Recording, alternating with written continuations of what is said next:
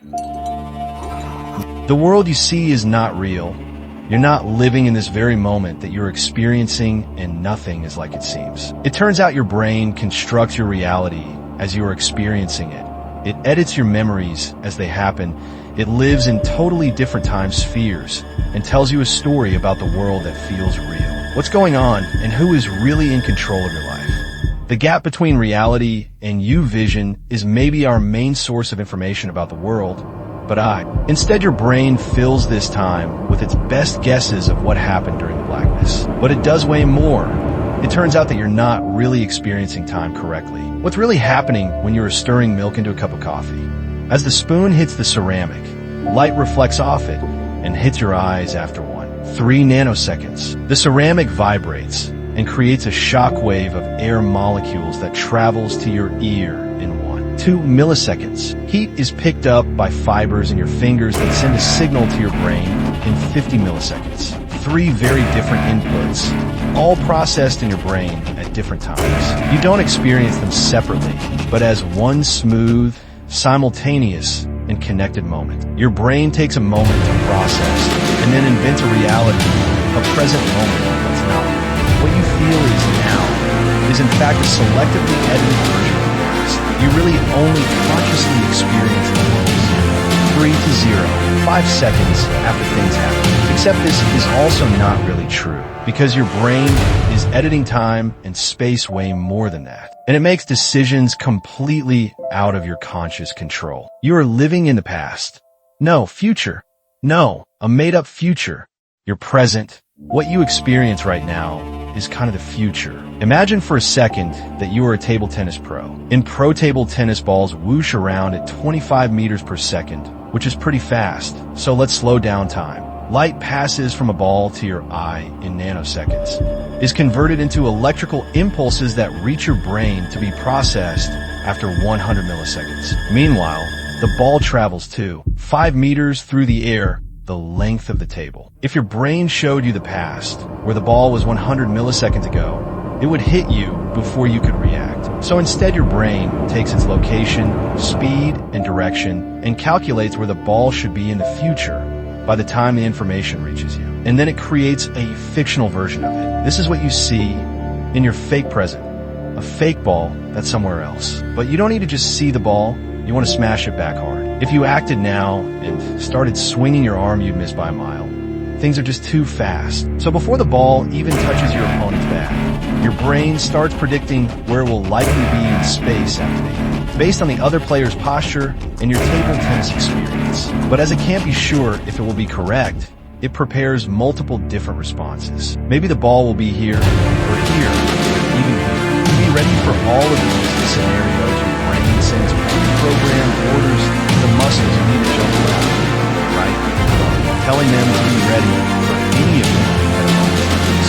For a short moment, multiple ghost versions of exist, all equally real inside your brain. And then, as your opponent is about to lay into the swing, your brain decides on a single future that it thinks is most likely. All but one ghost are deleted. You only ever experience the ghost that won, never the potential ones. The order to the muscles to act out the winning movement is triggered, even before the ball is hit back to you. You're totally oblivious to this. By the time you consciously see the ball coming at you and decide to hit it in a particular way, your body has already hit it back. In reality, your brain already made all the decisions. Your conscious experience is nothing more than an invented future, a prediction based on the information your brain received a fraction of a second ago. This is not just true for extreme sports like table tennis, but also for walking. Walking is time travel after your game. You're walking back home, seemingly choosing your path and reacting to things. Meanwhile, your brain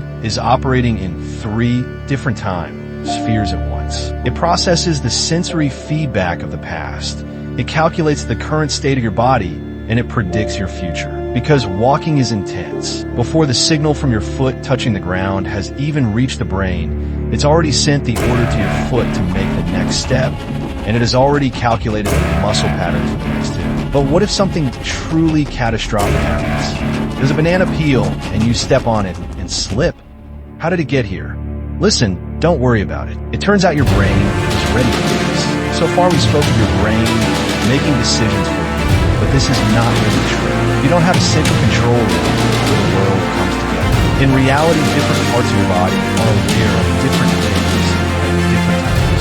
Your spinal cord usually knows stuff before your brain. And even within your brain, different regions process the same event at different speeds and make independent decisions. As your foot catches the peel, the gyroscope inside your ears notices a sudden change of your position in space. It submits this information to your brain stem and spinal cord.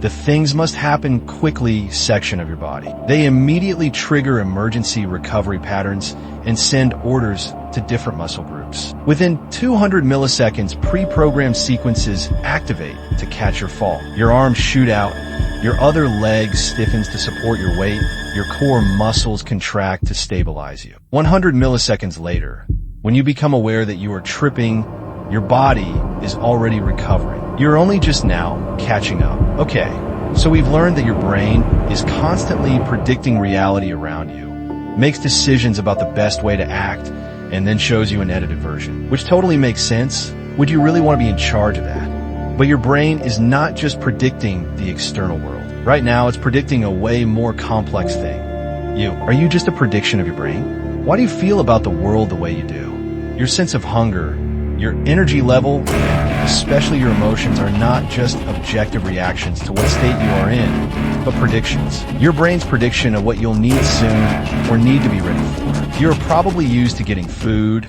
or going to bed roughly around the same time. And as time approaches, your brain releases hormones, a self-fulfilling prophecy. You get hungry or tired because your brain assumes this is the time and this is the end. This is the most striking thing about predictions. They aren't just reactions to the outside world, they're predictions. When you go to a party, your brain isn't waiting to see how you feel once you get there, based on how the party actually is. It analyzes your experiences of past parties and who it expects to be there, maybe close friends you feel safe around. Maybe people you don't know who are less socially secure bet. Maybe your brain remembers a party where you felt anxious and that experience stuck. This could be pretty annoying. If your brain predicts anxiousness, it adjusts your heart rate, hormone levels, and muscle tensions before you even enter the room. It prepares your body for anxiety, making you actually feel anxious, which then confirms the brain's prediction and gets saved for future reference. Does this make you feel like you were just along for the ride, forced to experience whatever predictions your brain feeds you? Thankfully, it's not quite like that. Your conscious self is obviously not the decider of most things as you go through your day, but that is not what it's good at anyway. Your brain and all of these different organ systems decide a lot of things, but they're more like butlers taking care of all the busy work. You may not be in the driver's seat, but you're the passenger that decides where to go. What your conscious self is good at is long-term planning and abstract thinking. It's a storyteller that tells the story of your life to your brain and to yourself, wherever the edges of these overlapping entities melt into each other. You are able to see the big picture that your internal prediction machine could never begin to grasp. You are the part of you that can edit and write new predictions into the system. Sometimes you and your brain disagree on what to predict, but in the end you are the person in power who tells the story about who you are this world. A story so convincing that you experience as undeniable reality. And as a happy accident, your conscious self is great at being happy about ice cream, fascinated by internet videos, and thinking deeply about Pokemon types.